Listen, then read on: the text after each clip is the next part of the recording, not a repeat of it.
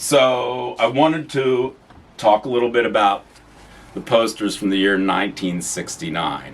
1969 was one of these transitional years. The whole glow of the early hate scene had faded, and it was the hate was now full of runaways, and it wasn't the sweet innocence that it was in 65 and 66.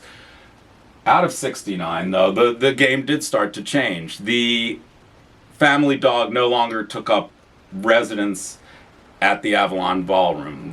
For a short while, a promotion group called Soundproof was hosting shows at the Avalon. So, and this is the most important poster to come out of that. There was a handful of posters that came out from that group. 3 of them by Rick Griffin that are amazing posters, but this poster came to exemplify really Griffin's style, his whole nature, his whole visionary game. This piece of artwork was created in '68 by Griffin, but it wasn't used until '69 for this concert, and then subsequently became the cover art for the 3rd Grateful Dead record, Oxa, which was also released in 1969. So this is, the most important Grateful Dead Rick Griffin piece that there is, and it showed the transition. It was January of '69. So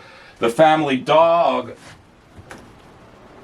what did they do? They didn't have the money for promoting posters like they used to, and they took but they had a couple shows at Winterland. This is one of them. This is, again, January of '69. The family dog at Winterland with the mothers.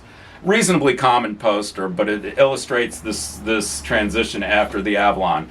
After these shows, they took up residence at a place at the Great Highway, which was out by the ocean and right across from an amusement park, and it was supposedly a really fun time. So that's what happened with the Avalon Ballroom in '69. So the Fillmore kept going. The Fillmore kept chugging along until '71, when Bill Graham finally shut it down. And this is a piece, let's see, it's 10 years after. It's Lee Conklin, whose artwork is some of the richest from the entire series.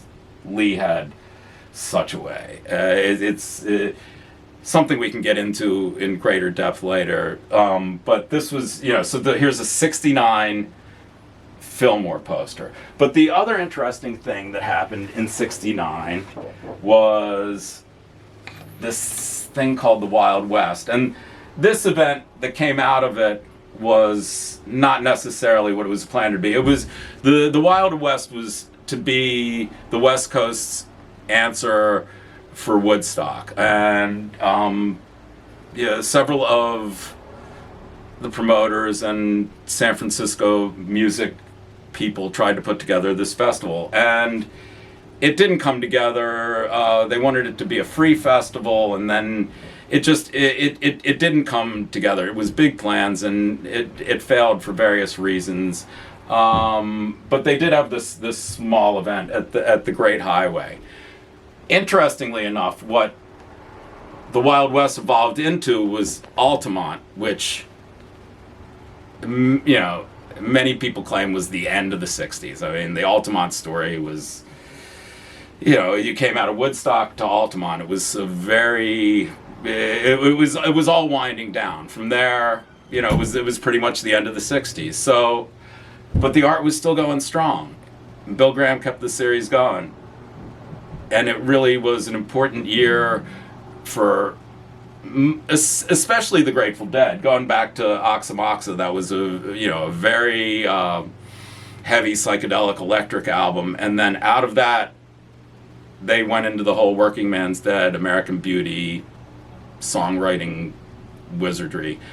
And that's '69 in San Francisco.